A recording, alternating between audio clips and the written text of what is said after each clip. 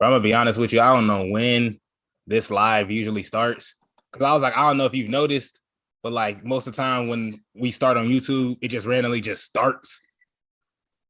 Like we kind of it just starts with us talking out of nowhere. Yep. So I don't know. We I just don't get know. ready to it. Yeah, I think we just get right into it because I think we're on right now. So I'm glad I ain't saying no curse words yet. No, mostly because there's people around. But hello, all, and welcome to the Hill Turner Podcast. I am your host, Isaiah Jackson Jr., the co-host, the man alongside me, Devin Lee Crimes. How are you doing today? Doing pretty good today, my fellow co-host. You're doing pretty good. I like to hear that. I see you drink your coffee. I started stressing. I'm like, okay, I'm about to get yelled at today. Let me keep all my answers short because obviously this man's just gonna go. Look at this. I got the fuel. Like it's 6 o'clock over here. I don't have time to. I just got off work. The last thing I need to see is the violent side of Devin Lee Crimes. We need an episode like that. We need like the Hill Turn documentary. The violent side. It start off in black and white.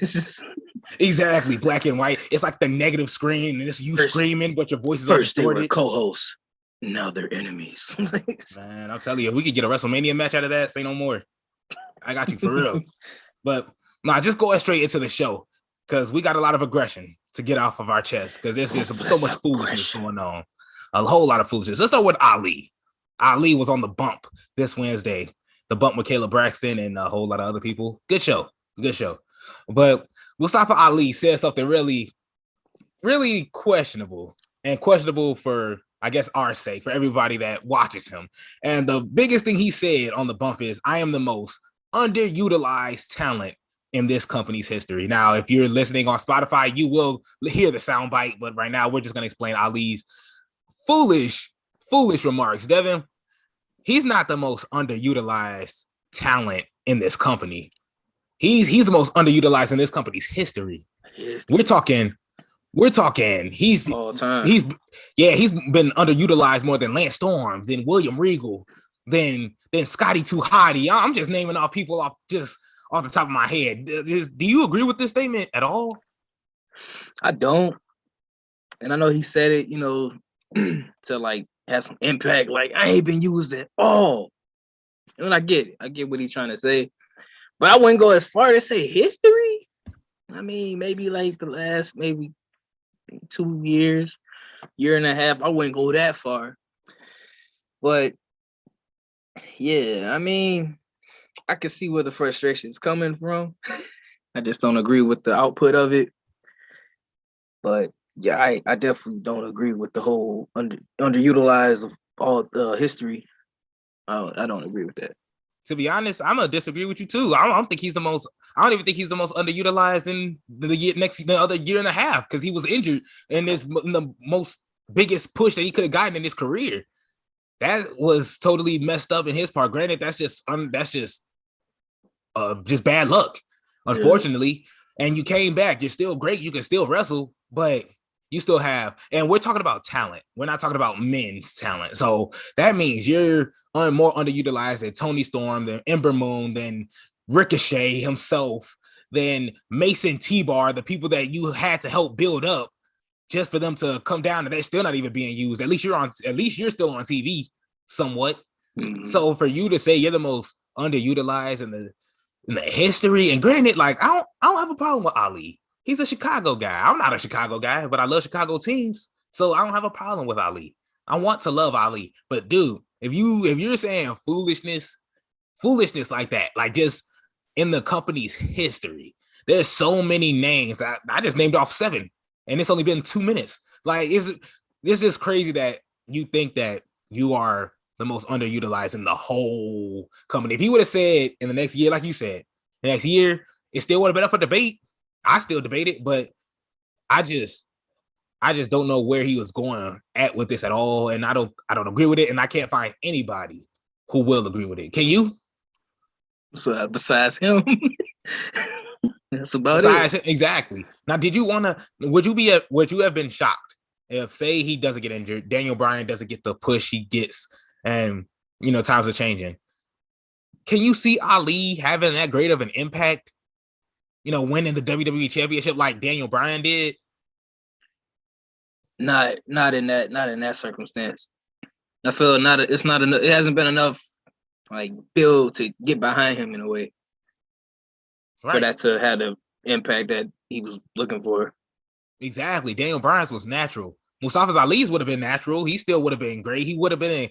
No, I'm sorry. It's not Daniel Bryan's position. I believe it was Kofi's position. Kofi, yeah. Yeah, it was Kofi's position. So, it was Kofi's position he was supposed to be in a couple years ago. Yeah. But he was still, again, he was injured, and Kofi got hot in that gauntlet match. Still cold. But at the end of the day, you lost your spot. Exactly. It's not the time you lost your spot. You see the way Kofi was handled as WWE champion. Was it the greatest? And Mustafa Ali would have had the same treatment. So, and the only crazy part is he wouldn't have nothing to bounce off of. Kofi had New Day. Kofi was going to be fine, whether he got squashed or not. Mustafa Ali would have won that title, got beat up by Brock, never would have been the same again. It would have been it. So, and then you can really call yourself the most underutilized talent in the company's history. But other than that, I got nothing else to say about that. I just think the remarks are stupid. I am a huge fan of Ali still. I want to see him hold a mid-card champion, hold a mid-card title before he can even see, a WWE championship match, a universal match, any type of main event caliber match. But for you to be underutilized, I'm sorry, bro. That ain't it, bro. You have any final remarks on Ali before we move on?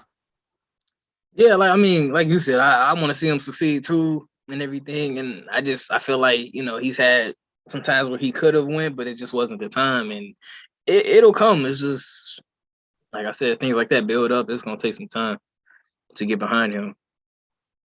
Yeah, exactly. And one person we haven't been behind at all is Becky Lynch. I mean, I haven't at least. I need to start speaking for myself. Let me stop. I seen you take a sip of that coffee. Let me. I'm scared.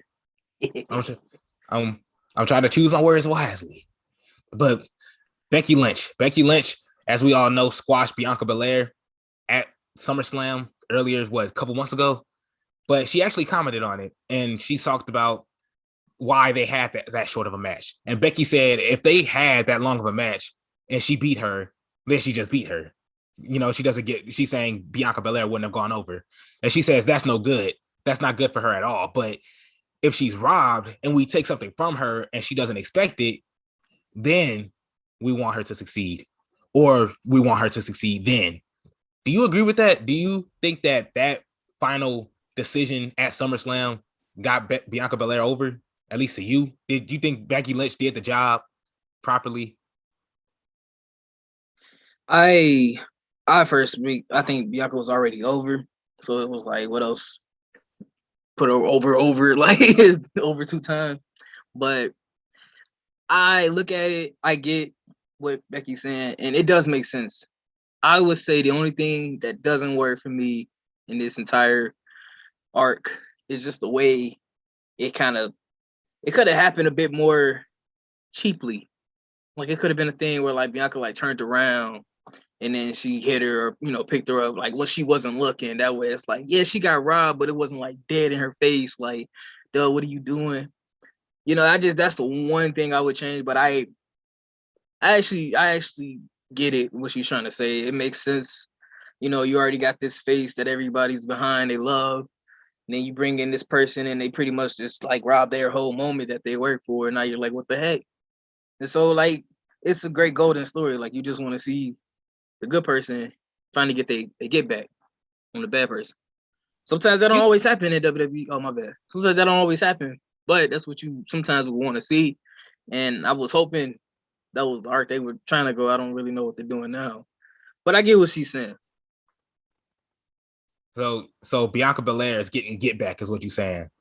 Bianca Belair is gonna. That's what I'm hoping. Like you want her to get some payback so that you look back and be like, well, yeah, she got her back though. So when you go back and watch SummerSlam, be like, dang, hate that happened. But Bianca got her back eventually. That's what you would hope for. I feel like we can't even argue Becky Lynch's statement because no, I do agree with what she said. I do agree about if Bianca was robbed, then it would be a whole different story. Where was she robbed at? She got pinned clean, in the middle of the ring. Well, trying to say like she had this like ride of momentum, been working for it for months. Won the Royal Rumble, main event WrestleMania, beat Bayley. You ride this momentum, and then Becky Lynch just not come out of nowhere, but obviously she was gone, comes back, bloom in a few seconds, just took all that away from you. So I mean, I'm not saying that. So how was that? That's why. So how was that? But I'm saying that's what I'm saying. The execution wise, I would have executed better so that it was actually like a robbery. That's why it's like it's not really a. That's the one part where she says like, "Oh, we want to make it seem like she was robbed." Yeah, I get that, but you didn't execute it properly for it to seem like okay, she did get cheated, she did get played, but it doesn't. I get what they're trying to do, but they didn't kick it off that way. Right. No, it made Bianca look. To me, it made it look way worse, and I think the whole thing was stupid. So that's what I'm saying. Where did she accomplish that? Because the thing is, she was already over, so it wasn't like you really needed to. And we've seen Bianca go on for 20 plus matches just for her to lose in a single 30 seconds. Yeah. Not even that to a rock bottom, an Irish rock bottom. No, that's stupid. How are you getting somebody over that just lost in 26 seconds? Who gets over like that? Yeah, like I said, I get the. No, I'm explaining it. I'm just explaining it. Mm-hmm. I'm just explaining why, like, during this whole thing, we can talk about wrestlers like Ric Flair and the dirtiest players in the game, William Regal. They have brass knuckles. They have low blows. There's Becky Lynch stuck her hand out. Bianca Belair reached for it, slapped her. That's usually how matches start. That's not no robbery. That's nothing like that. Yeah. To me, that was a selfish. I mean, Becky Lynch isn't selfish. I'm not gonna go there. I don't know her I don't know her character wise. I don't know her personally. I'm not gonna say, but that's what it seems like. That's not a robbery. That's not everything that she explained wasn't what we saw at all, and that wasn't what was brought out. That's what wasn't what was viewed. So I think it's all contradicted. I think she's kind of like her husband, in a way. Whereas like sometimes it's contradictory. I'm not saying what they're saying. I'm not saying they're liars. I'm not saying, but I would take a lot of this stuff with a grain of salt, if I'm being honest. Seth Rollins has said some stuff that you can look at it and be like, well, maybe, I don't know. It's skepticism. You could be skeptical of. Becky, I think she's crossing that line too with that comment. Oh, I see where you're coming from. It's like say some stuff and some things just don't line up. Like you saying it's a robbery, but it really didn't look like a robbery. It just looked like a bunch of usual stuff. But no, I get what you're saying. Right, exactly. Now that I de-stressed, got that out the system. Big E, nice E, serious E, somewhat calm E, whatever you want to call this man. What do you think? What do you think the WWE needs? Because right now, everybody's up in arms. We see Big E cutting these deep, intense promos. He's being serious. And then we see him pumping the title on the pole, on the turnbuckles, making love to it. Like, it's weird. Like, he's a goofy character, but he's also, when he's serious, he could be serious. Is that what you want in a champion, or do we need him to be one, I guess you could say, mood, have one attitude the whole time? What do you think Big E needs for his title run, for at least to make it a long-lasting title run? I feel in this situation for Big E, I feel like him, how can I put it? I feel like him being him. Like, I get it, like the jokey stuff, doing weird stuff to the title in the corner, but I feel like that's him. And I feel like with this entire build-up to him becoming WWE champion, it proved a lot of people wrong. That he had, people were like, oh, you need to break away from the New Day. You need to betray them. You need to turn heel. You got to change your character. He didn't have to do that. He was able to still be him with his guys and still get the championship, still, have his moment. Like, he didn't have to change too much. And I feel like at this point, it'd be pretty useless to change, his ways right now. Like, he might as well just keep being the jokey Big E. And I feel like he's always been this way because it was like a long, long back when he first came to the main roster. He'd always had like these Instagram videos where he's dancing and stuff. Like, he got the car driving and he's dancing. Like, he's always been that guy. New Day just kind of like matured that side of him in a way. Like, it was always there, but he was always trying to be like this. He was always this enforcer character. Then he finally got with New Day and he kind of brought in, I feel like, his real inner self out. So I feel like if he went back to a serious, like, I'm just everything I do, everything I, the way I move everything is serious. It's not a joke. I feel like he'd be going backwards, and I feel like he'll go forward just being himself, which is a jokey Big E, really. That's really just him.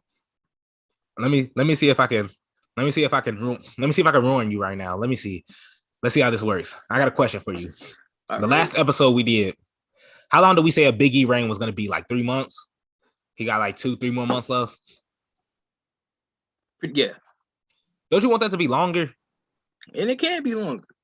Yeah, it can be. Yes, but I it's not want it going to be. But with his original character that we're talking about, we're giving him 3 months, a lifespan of 3 months as WWE champion. If he changes what he is, can that be longer? Don't you want to see it longer? If you had to pick any other attitude that Big E can portray for a decent amount of time, you don't think none of those could work? I'm just playing devil's advocate. I don't want Big E to change, but I wouldn't mind either. I guess for me, it's like you already got like Bobby Lashley just had a champion. He was pretty championship. He was like a serious champion. Didn't take no mess. Roman, he's a serious champion right now, not taking no mess. I'm not saying Big E takes mess either, but I feel like shake it up a bit. No, everybody doesn't have to hold this title and be so, yeah, I'm WWE champion. I'll destroy you. Like, I just feel like not everybody has to do that. Everybody can carry that championship just the way they feel in their flesh that they can be. That's just how I look at it. Now, it could be wrong. And it maybe if he go that way, I'm saying it could turn out to be a short reign, but at least it'll be a true reign. See, and you say that, but I'm not trying to argue. I'm not trying to fight you. Got this fuel going. You talked about Bobby Lashley. You talked about Roman Reigns being serious champions. Who was before Bobby Lashley? Drew McIntyre. Drew McIntyre, he was fun. Not also was he fun, but he wanted to fight too. So he was like, I'll laugh, like I'll swing the sword around, I'll dance with the kids, but as soon as we step in the ring, it's raps. Big E, can you say Big E's the same way? Yeah, I dance. Say that. Yeah. So we're getting the same thing. We're getting a Drew McIntyre. The only thing is Drew McIntyre lasted longer because he had more of a serious outlook. Drew McIntyre was serious when it came down to it. Big E, he could clown. He could clown 90% of the time and then be serious when it's, really, really needed. When it's time to get in the zone. Like Drew didn't have that leeway that Big E has. That's why I feel like we're giving him a shorter reign than Drew. Drew lasted a year. Pandemic champion. I don't like, what I'm saying? So it's like, and then we had Bobby, serious dude. Big E, he's fun loving. We get that. But if he changes this, we can see him hold the title for a little while longer. I just think he needs a little bit more edge to him. That's just me. I see what you're saying. I still feel he should just be Big E. Just be who you is, man. You want to still joke and all that stuff, as long as you whipping butt when it come down to it, that's all that matters. Yeah, that's all that matters, Big E. As long as Devin sees you looking good, that's all that matters. As long as I see you living your best life, that's all that matters out here. Ain't worried about them other suckers. And one person that we also want to see live their best life after wrestling is all said and done, AJ Styles. AJ Styles signed a new contract with the WWE in March. It's a 3-year contract, and he said that will be the last contract he will sign. It's not saying he will retire like all the way. He will still probably wrestle. He's just not on contract. So, in saying that, where does AJ Styles go? Do you see AJ Styles going somewhere else, or was this the last place we'll see AJ Styles wrestle was in the WWE ring? I feel after his contract is up, I feel like he definitely won't go somewhere else to be full time. Like I think he's winded down to the point where he may have like some loose ends he want to tie up. When I say that, like some people he may want to fight some other, promotion, just like, like a one-off thing. Like, let me just, step in the ring with this guy one last time. Can't I say it right? Farewell. A farewell tour? Yeah, just the AJ Styles tour. I feel like he'll probably do something, not exactly that, but have like a last hoorah, but it won't be like a full-time thing. So I feel like after this contract, I believe him that like this will be his last like full-time, and like after this he'll probably just do a couple loose end things here and then settle down after that. Yeah, we're gonna make this a quick topic. We just want to run through it real fast. AJ Styles, great dude, great wrestler. I should say, don't know him personally. We heard some rumors about this dude personally. Not gonna say what they were, but like we're not going to believe it at all just because we don't know the dude. And this, like we said, rumors, it's accusations. So, but inside the ring, AJ Styles is great. AJ, we can see this man not, and especially at 40 something years old, like, dude, he's phenomenal. He said he was great. He's the phenomenal AJ. Oh, was that burning you? Was that? Sorry. Do you need to go? Do you want him to go to AEW? Do you want to do flips and tricks with him and your main man Adam Cole? I could have everything. I had a phenomenal AJ Styles, Adam Cole, baby, and it'd be like Christmas for me. But my bad. That's the crazy part. See, look at that. I'm looking at our script right now. Adam Cole was nowhere near this script, and this man had the audacity. I had to get one baby in there. I'm like, man. But look, just getting outside of AJ Styles. Great wrestler. I do want to see him we're definitely going to see him at AEW. Let's be real with ourselves. Like, Luke Gallows is there. Carl Anderson's there. They're not there, but they're an Impact, but they got to roll with the buddies. They got to roll with their guys, the Young Bucks. So obviously they're going to be back and forth. They may not be in the house, but they're in the backyard. Exactly. They're around the corner somewhere. So it's like they're an Impact as well. Can we see AJ Styles go back to Impact? Most likely. That's his home. That's his home. He built that, literally. That with him, if it wasn't for him, Sting, Samoa Joe, and probably Kurt Angle, like, it wouldn't be TNA wouldn't probably be the way what it was. So AJ Styles, great wrestler. Don't want to see him retire all the way, but it'll be great to see him wrestle in AEW. Now, speaking of AEW, we have a war going on tomorrow. Which one are you? Let's put Devin in the hot seat. Which one are you watching tomorrow? Are you watching AEW or are you watching SmackDown tomorrow? Well, you got the SmackDown extended half an hour, no commercials on FS1. Man. You really did put me in a hot seat. You're gonna have them coming after me. Wait, are you sweating? No, I'm just playing. I'm just like, for those listening on Spotify, I'm like, is that a flood? It's like, is Devin floating? Somebody let the sink going. Like, oh man, I mean, shoot. It is gonna throw me off. Usually I watch SmackDown, then I just click over to Rampage. But man, I mean, unless WWE has something really huge planned in that last 30 minutes, commercial free, then I don't know. I usually gauge it for like the next 5 minutes, and I'm like, you know what? Click, Rampage is on. Let me put my attention there. Do you think it's gonna be like that now? You think SmackDown is gonna be unwatchable now that they got some competition? Do they have competition? Is this competition? It's getting there. It's definitely getting there. I gotta say, I feel, you're looking at Raw, you're like, yeah, Raw, it be having a lot of doo-doos, every other Monday. But SmackDown, I mean, they had a decent show, but now they have shaky shows, especially with their pacing, which I can't stand. But my bad, to answer your question. I'm like, dang. Yeah, I'm like, hey, I was beating all around. After I answered like 12 questions, the question that you really wanted answered. I was trying to beat around that bush, but I'm gonna just go ahead and go straight through it. I'm actually gonna watch Rampage. Dang. So you're gonna leave me to watch SmackDown. All right, say no more. Yep. Nah, it's cool. Because when Brock Lesnar comes in, watch my tribal chief. I'm gonna cry once the tribal chief come in and then you hear, if you smell, then you see the rocks, all the electric stuff shooting everywhere, bro. Nah, if they do all that, I'm gonna be like, bro, I hope you lose your remote. I hope you just stuck on Rampage. The batteries done die, and I gotta go buy some new batteries.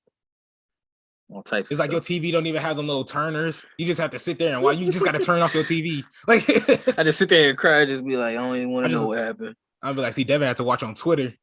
I keep refreshing the feed, just like, what happened now? What happened now? I'm like, see, man. But it was a struggle. 9 times out of 10, that's definitely not gonna happen. I'm grateful to see some competition. I do want to get into a sad topic that's been on my mind for a while. Okay. Before we get into, I know you had a topic that you really wanted to, that was itching you, and I do want to talk about it too. We're gonna get into that in a minute, then we'll go on to our dream match. But something that's really bothered me is ratings wise. When you listen to the WWE ratings and AEW ratings here and there, and you go back to the Attitude Era when the ratings were like at like 10 million. 10 million people are watching this stuff. You go to John Cena in their era, 5 million people were watching this stuff. You go now, we're at 1 million, 2 million, close to 2 million. That's at Raw, AEW's viewership. AEW's viewership for Rampage last week was at what, 500,000? So it's like, is there a possibility like wrestling can wind down at some point? Like, is there a time, can you see a time where there can be no wrestling and people just stop watching completely, like it just gets unpopular? Because down to 10 years, how do you lose 10 million people? 8 million, I guess you could say 8 million people in close to 20 years. That's scary to me. We grew up watching this, and this could possibly be gone in the next 10, if people continue to drop off. And I guess that, that equals on to people to believe in wrestling's fake. People understanding that the secrets are out, it's not really real anymore. It's stupid now. We're watching stupid stuff now. So can you see a time anytime soon where there is no wrestling? What do you think about the viewership? Like, does that bother you? Because the whole time I was thinking about this, like the other week, I was like, there could be a time like 5 to 7 years from now where wrestling could just be not cool anymore. Like, we could just be sitting here talking about this and nobody can not care. Like, it's like, I'm sorry, I didn't mean to go on a long. No, like, you're rant fine. on that No, question, it's but fine. No, I it's had to fine. explain it. It's really tough to see it be gone, only because it's been around for so many years. Not gone, but I know, like fading, like kind of not as relevant as it is to us right now. Yeah. Like I said, it's been such a not mainstay. It's been such a place, for us for so many years and generations that I don't see it fading off. I feel there's gonna be some type of spark that may not. Obviously, it'll never be what it was, and what it was will never be what it is now. Like, it's just not gonna happen. Like, times are gonna constantly change. We always gonna look at things differently. Back then, wrestling was like a cartoon show for people. Like, oh my god, you got these larger than life characters, But now we live in a digital age where we can just find out who this man is. Like, that man's name isn't so and so. He's not from Chicago. He's actually from Philadelphia.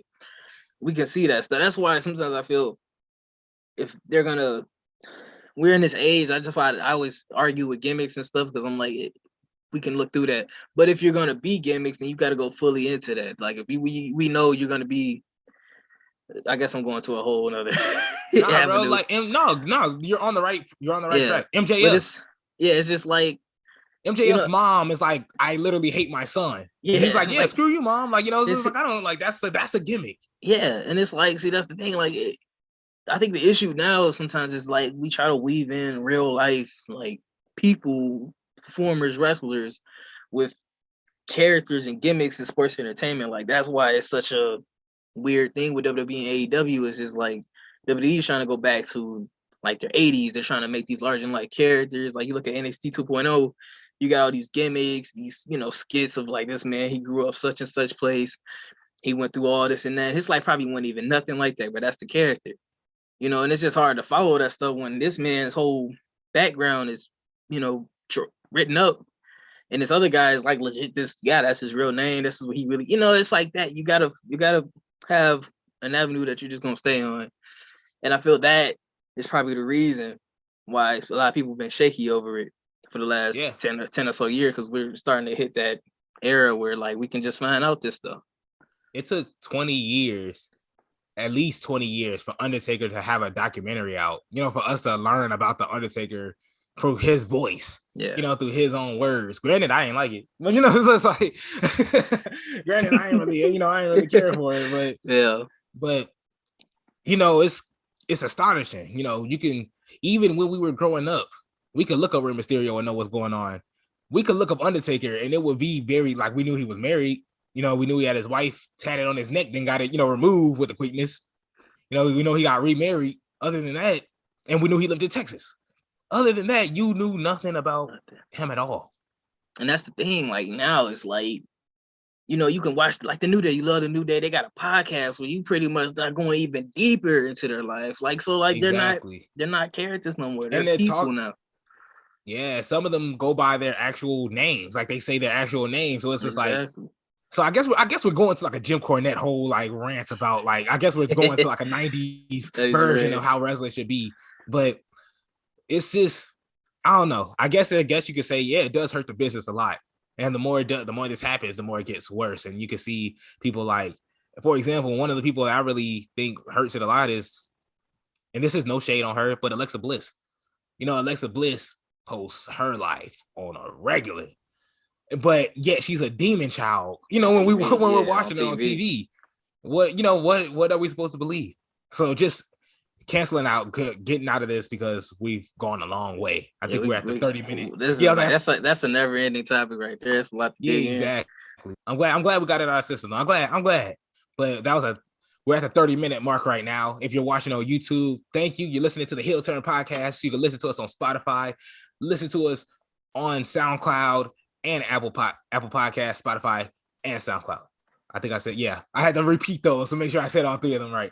So those will be uploaded tomorrow. YouTube, we're live right now. You can see us in the flesh going into King of the Ring. So the women have been receiving no type of love in this King of the Ring tournament. Shout out to Liv Morgan, who definitely didn't give no type of love. Shout out to Zelina Vega, who's actually doing somewhat decent. You know, I don't have a problem with Zelina Vega winning. I mean, I got a problem with her beating Toni Storm because Toni Storm is amazing.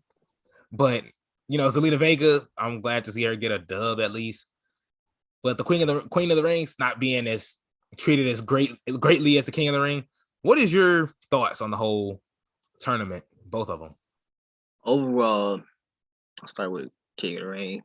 Aside, King of the Ring tournament's been fine, been decent matches, and it's some things I thought would happen. Like I thought I was gonna get Xavier Woods versus Kofi Kingston, but another day, I guess, for that.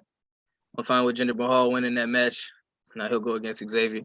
It's shaping up to be decent to me on that side. But once you go over to was it Queen's Crown or something like that? Yeah. That's where it's a lot left to be desired. Got these quick matches. I mean, some matches I get to be quick, like the Shayna and Dana Brooke one. I wasn't expecting like a long match out of that anyway. But yeah, I don't know. It's just it's their first tournament for the women. Like it should be a bit more, give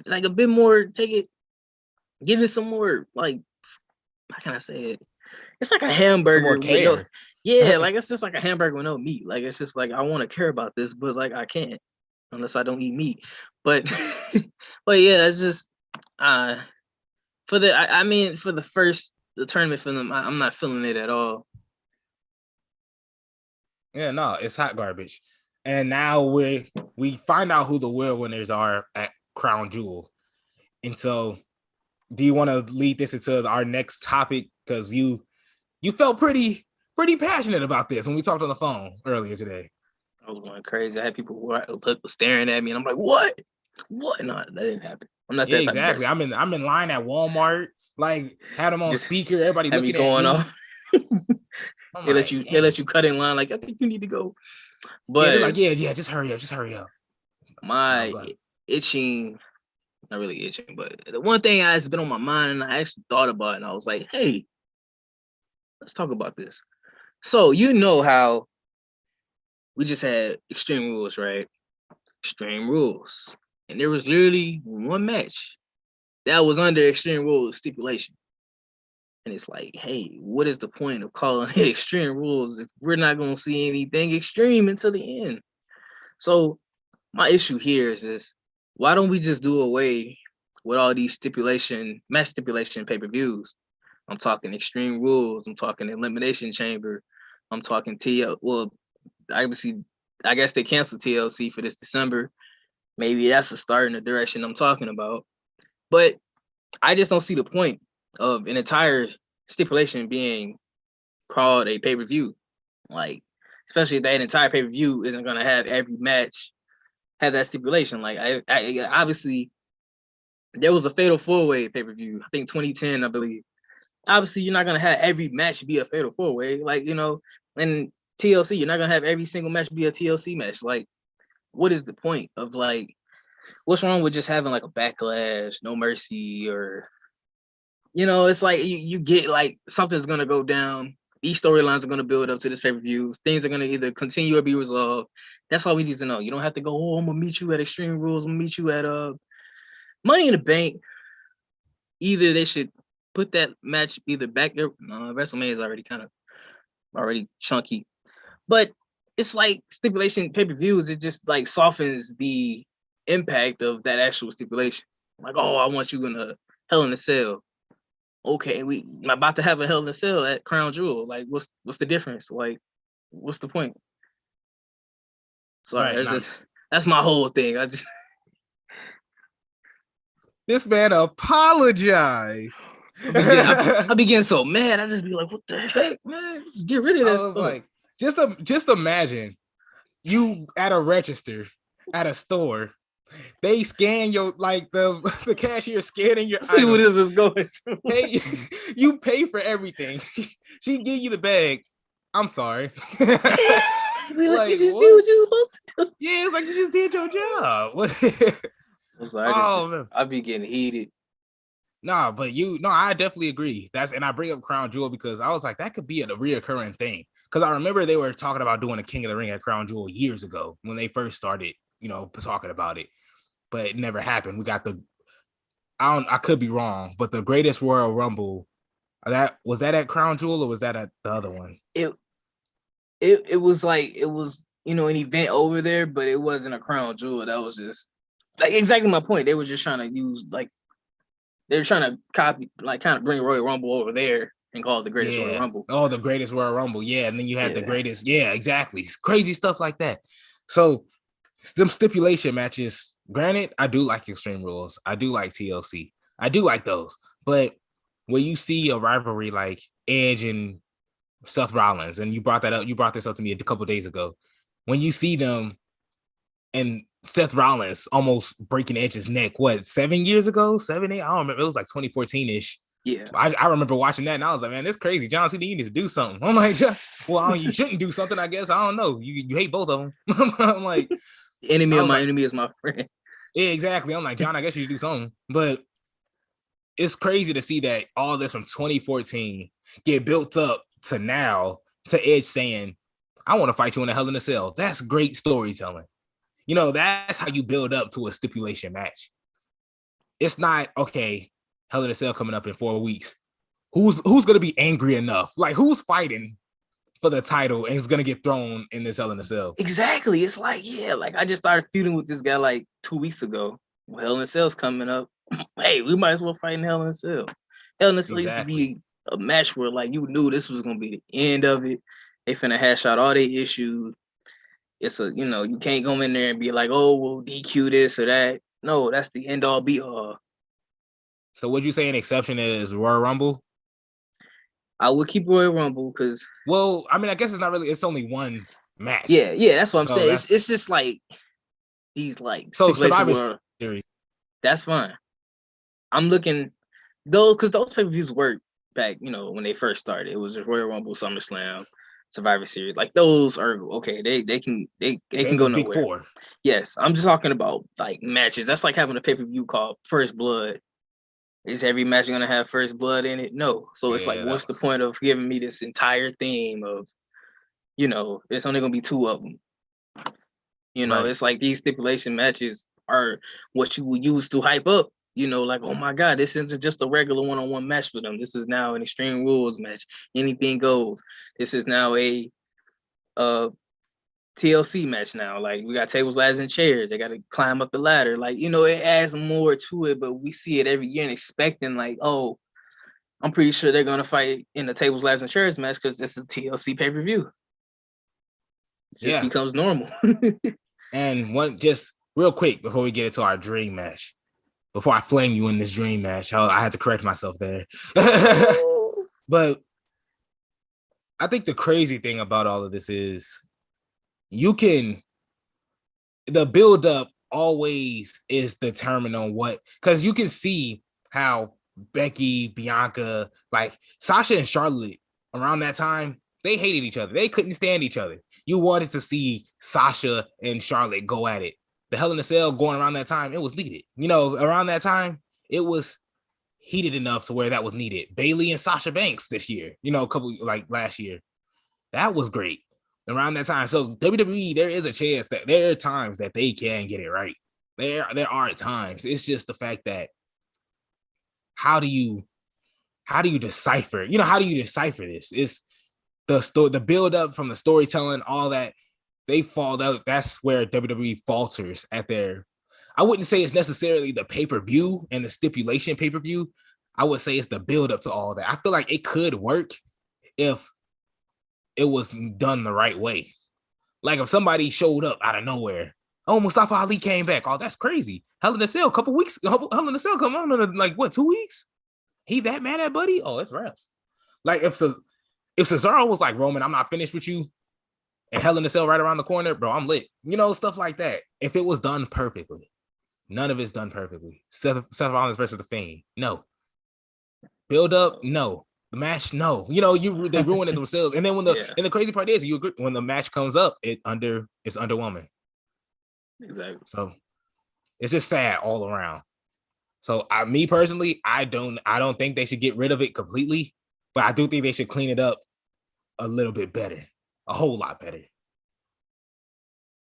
So Devin, you picked. I asked you to pick a number, and you gave us the Street Profits versus the Primetime Players. I actually like this one that is on the list right here, number 13.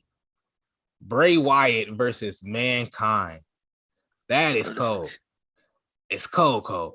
Now, before you hold on, drop the coffee real fast. Hold on, let's relax for a second. Before you go nuts, are we talking about Bray Wyatt? Are we bringing in the Fiend into this? I want you to give me the rules to this because I can't do that without getting put in a chokehold. All right.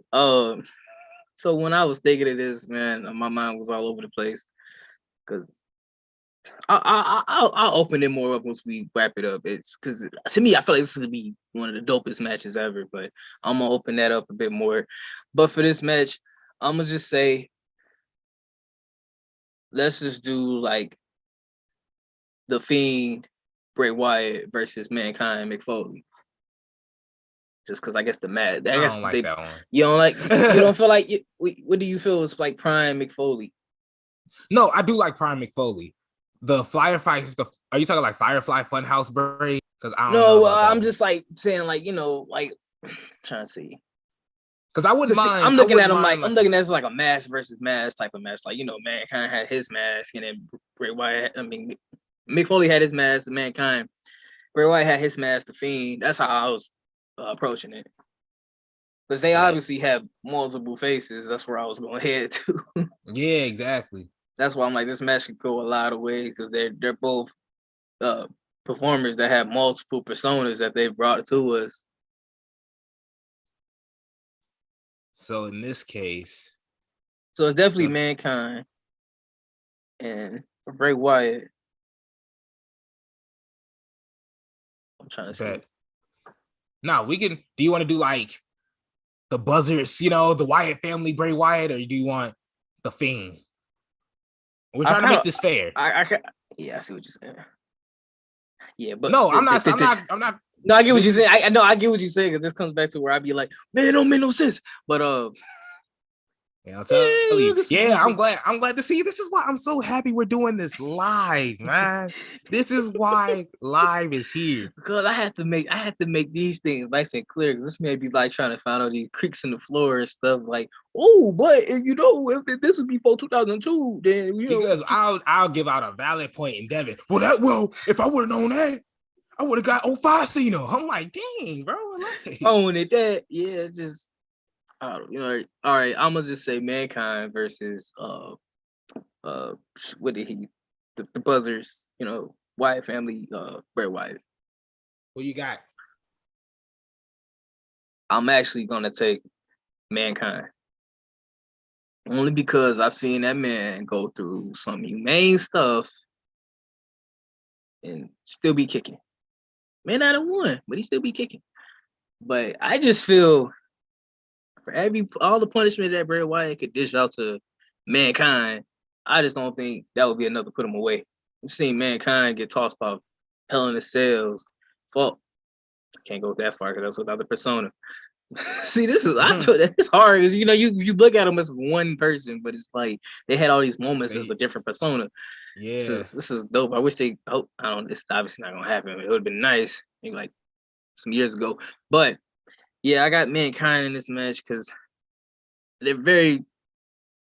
Okay, I can't say that because man, this is a real tough dream match, man. Because it's like I keep mashing all these personas. I should have just said, "Hey, let's just ball all of them up and ball him up."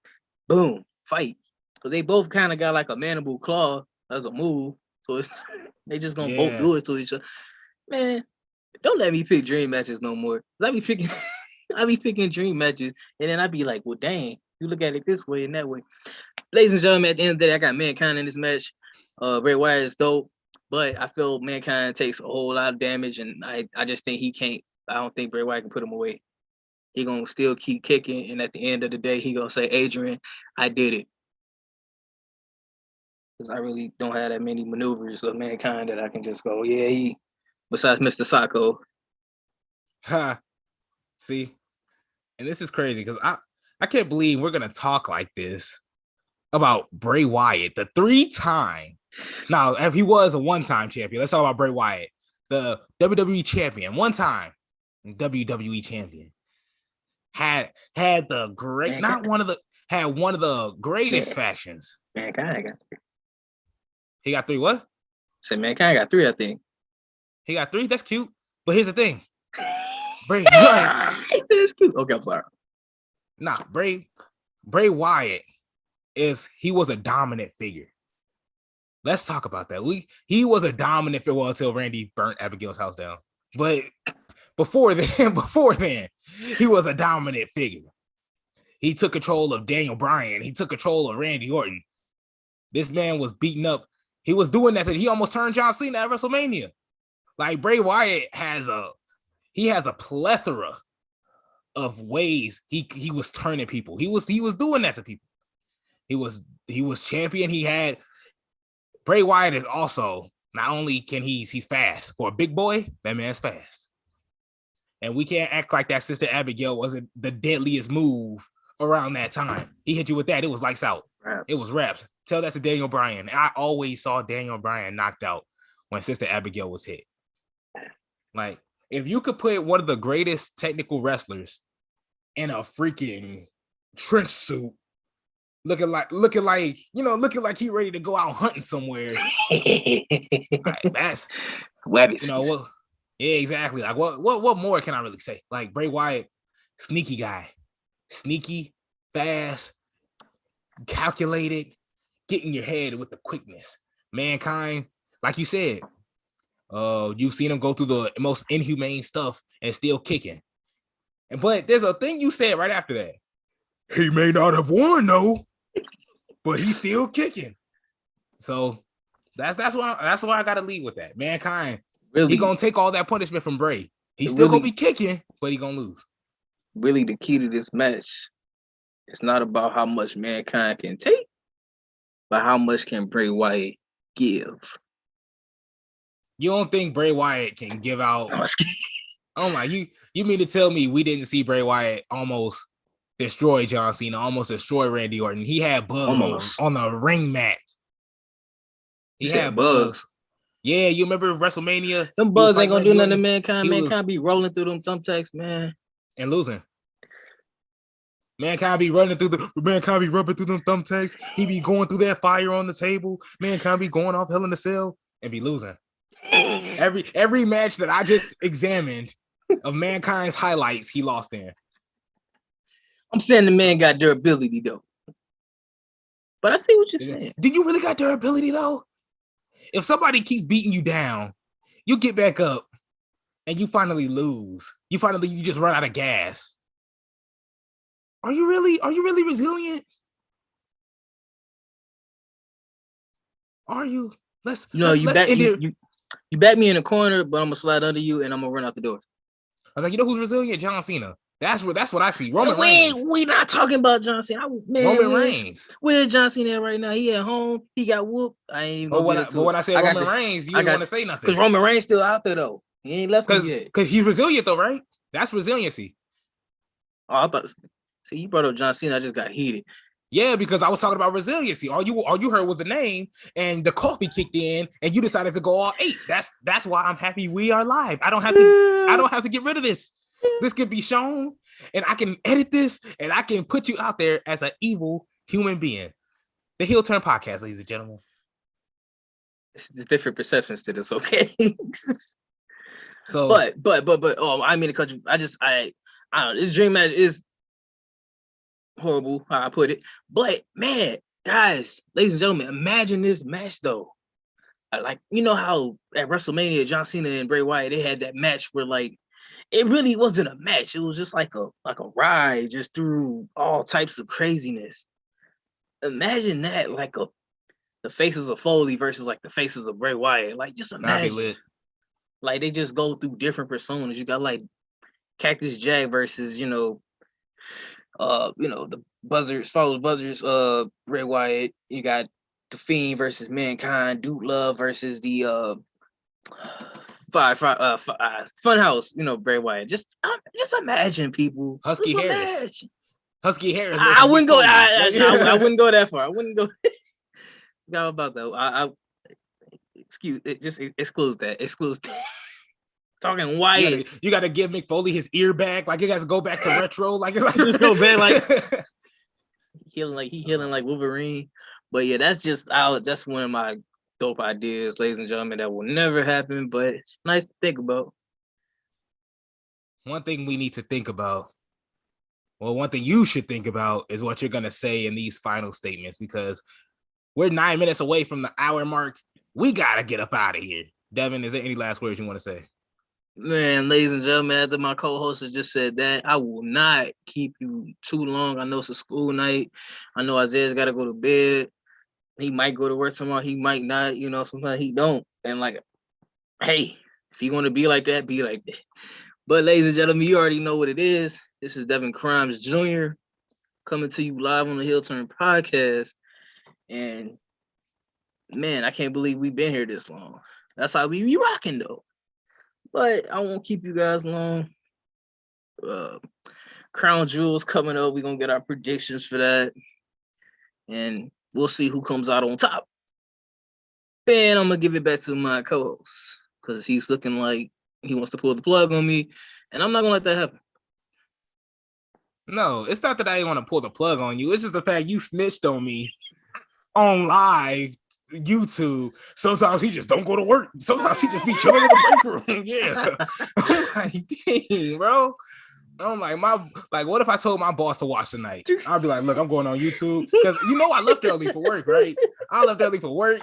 Like, and maybe you really had to.